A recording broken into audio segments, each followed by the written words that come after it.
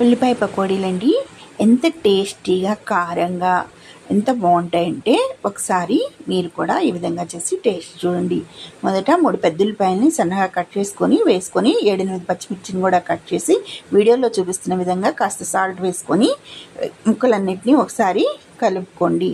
తర్వాత అందులో కరివేపాకు కొత్తిమీర కూడా వేసుకొని అందులో తర్వాత 1 కప్పు శనగపిండిని కూడా వేసుకొని మీరు ఇంట్రెస్ట్ ఉన్నవాళ్ళు ఈ టైంలో కాస్త కారాన్ని కూడా యాడ్ చేసుకోవచ్చు. నేనైతే పచ్చి కారంతోనే వాటిని కాస్త నీళ్లు వేసి పకోడీ పిండిని రెడీ చేసుకున్నాను. తర్వాత స్టవ్ మీద ఆయిల్ పెట్టుకొని డీప్ ఫ్రైకి సరిపడా ఆయిల్ పెట్టుకొని అందులో కొంచెం కొంచెంగా పిండిని పకోడీలను వేసుకొని 2 వైపులా తిప్పి కాల్చుకుంటే కమ్మనైన పకోడీ మనకి రెడీ అవుతుంది.